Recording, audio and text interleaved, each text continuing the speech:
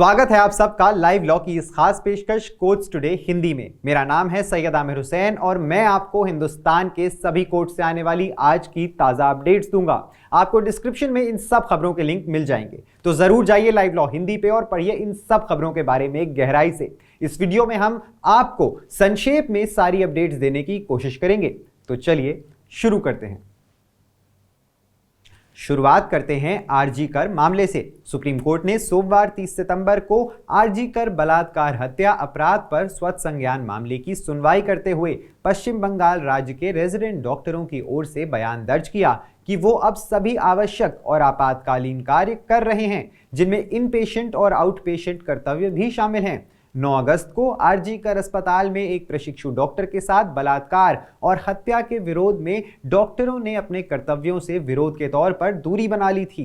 बाद में supreme court ने उन्हें इस आश्वासन के साथ अपने कर्तव्यों पर लौटने का निर्देश दिया कि कोई दंडात्मक कार्यवाही नहीं की जाएगी। 17 सितंबर को डॉक्टरों के संघ ने सुप्रीम कोर्ट को सूचित किया कि वो मुख्यमंत्री के साथ बैठक में घोषित उपायों के कार्यान्वयन के अधीन कर्तव्यों को फिर से शुरू करेंगे।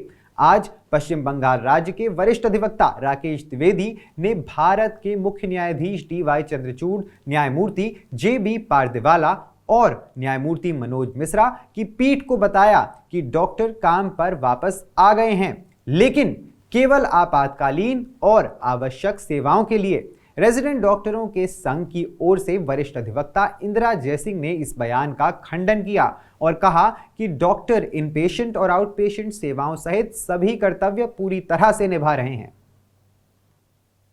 अगली खबर में सुप्रीम कोर्ट ने सोमवार 30 सितंबर को तिरुमाला तिरुपति मंदिर में प्रसाद के रूप में चढ़ाए जाने वाले लड्डुओं की तैयारी में मिलावटी घी के इस्तेमाल के बारे में सार्वजनिक आरोप लगाने के लिए आंध्र प्रदेश के मुख्यमंत्री N चंद्रबाबू नायडू की आलोचना की। कोर्ट ने जब मामले की जांच चल रही थी तब मुख्यमंत्री द्वारा ऐसे बयान देने के औचित्य पर भी सवाल उठाया। पीठ ने मौखिक रूप से यह भी कहा कि लैब रिपोर्ट से प्रथम दृश्य केवल इतना ही संकेत मिलता है कि ये अस्वीकृत घी के नमूने थे जिनका परीक्षण किया गया था। न्यायमूर्ति BR गवई और न्यायमूर्ति KV विश्वनाथन की पीठ उन याचिकाओं पर सुनवाई कर रही थी जिनमें तिरुपति के लड्डू से संबंधित विवाद की अदालत की निगरानी में जांच की मांग की गई थी। ऐसा लगता है कि अब तक लगभग 5 याचिकाएं दायर की गई हैं, जिनमें आरोपों की अदालत की निगरानी में जांच और सरकारी निकायों द्वारा प्रबंधित हिंदू मंदिरों में अधिक जवाबदेही सहित राहत की मांगे की गई हैं।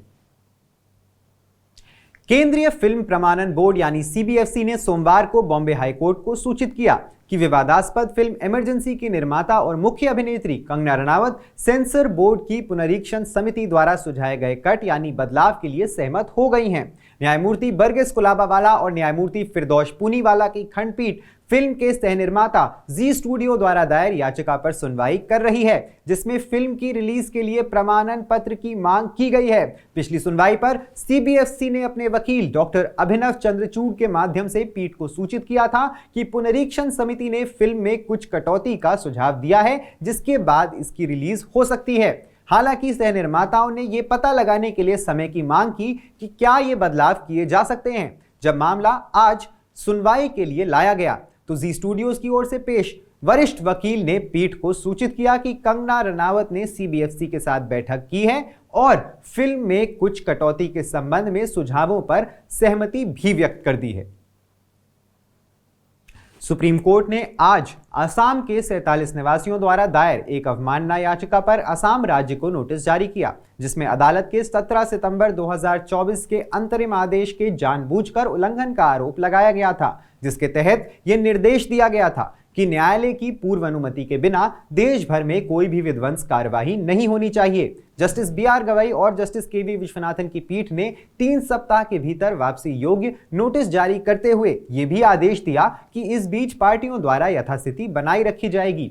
याचिकाकर्ता की ओर से पेश वरिष्ठ अधिवक्ता हुजैफा अहमदी ने कहा कि अदालत के आदेश का गंभीर उल्लंघन हुआ है। संक्षेप में 17 सितंबर को सुप्रीम कोर्ट ने इस आशय का एक अंतरिम आदेश पारित किया कि उसकी अनुमति के बिना देश में कोई विध्वंस नहीं होना चाहिए। हालांकि यह स्पष्ट किया गया था कि यह आदेश सार्वजनिक सड़कों, फुटपाथों, रेलवे लाइनों या जल निकायों पर अतिक्रमण पर लागू नहीं हो सकता। सुप्रीम कोर्ट ने आज मलयालम अभिनेता सिद्दीकी को एक युवा अभिनेत्री द्वारा लगाए गए आरोपों के आधार पर उनके खिलाफ दर्ज बलात्कार के मामले में गिरफ्तारी से अंतरिम राहत दे दी। न्यायमूर्ति बेला एम त्रिवेदी और न्यायमूर्ति सतीश चंद्र शर्मा की पीठ ने अग्रिम जमानत देते हुए उत्तरदाताओं को नोटिस जारी किया। अदालत ने कहा कि अंतरिम राहत 2 सप्ताह के लिए है और ये ट्रायल कोर्ट द्वारा निर्धारित शर्तों और जांच में उनके सहयोग के अधीन है। 24 सितंबर को केरल उच्च न्यायालय के न्यायमूर्ति CS डियास ने अग्रिम जमानत की मांग करने वाली उनकी याचिका को यह कहते हुए खारिज कर दिया था कि रिकॉर्ड पर मौजूद सामग्री अपराध में सिद्दीकी की प्रथम दृश्य संलिप्तता का संकेत देती है। मलयालम सिनेमा में महिलाओं के साथ होने वाले शोषण के संबंध में न्यायमूर्ति हेमा समिति की रिपोर्ट के प्रकाशन के बाद इस महिला ने सार्वजनिक रूप से आरोप लगाया कि 2016 में सिद्दीकी ने उनका यौन शोषण किया था, जब वो फिल्म उद्योग में अफसरों की पेशकश के बाद एक होटल के कमरे में उनसे मिलने गई थीं।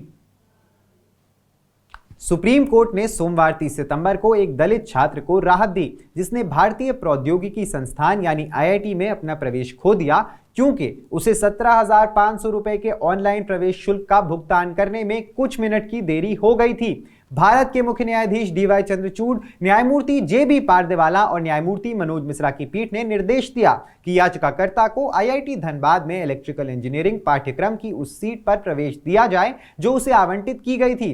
कोर्ट ने कहा कि उन्हें समायोजित करने के लिए एक अतिरिक्त पद सृजित किया जाए ताकि किसी अन्य छात्र के प्रवेश में परेशानी ना हो। याचिकाकर्ता उत्तर प्रदेश में एक दिहाड़ी मजदूर का बेटा था और गरीबी रेखा से नीचे रहने वाले परिवार से है। उसने 24 जून को शाम 4:45 पर ग्रामीणों से 17,500 रुपए की राशि एकत्र कर ली, लेकिन 5 बजे की समय सीमा से पहले ऑनलाइन भुगतान नहीं कर पाया।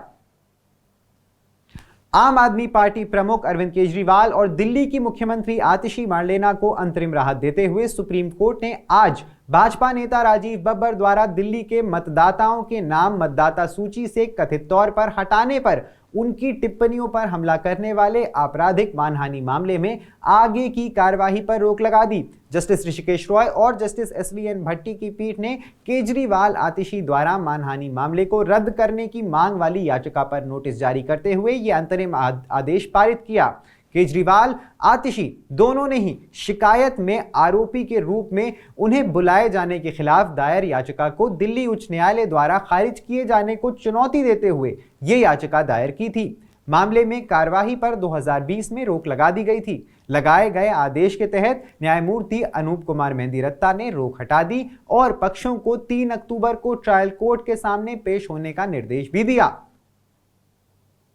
ज्यादा जानकारी के लिए सब्सक्राइब करिए हमारा YouTube चैनल या विजिट करिए हमारी वेबसाइट www.livelawin, जहां आप इन सारी ही खबरों के बारे में अच्छे से जान सकते हैं। लाइव लॉ हिंदी पे आपको हिंदी में सारी ताजा अपडेट्स भी मिल जाएंगी। अगर आपको ये वीडियो पसंद आया है तो इसे लाइक करिए और कमेंट करिए अपने व्यूज। हमें YouTube पर सपोर्ट करने के लिए हमारे चैनल को ज्वाइन करिए एज अ मेंबर और सिर्फ 89 रुपए प्रति माह में आप हमें सपोर्ट करके लीगल जर्नलिज्म को प्रमोट कर सकते हैं। धन्यवाद।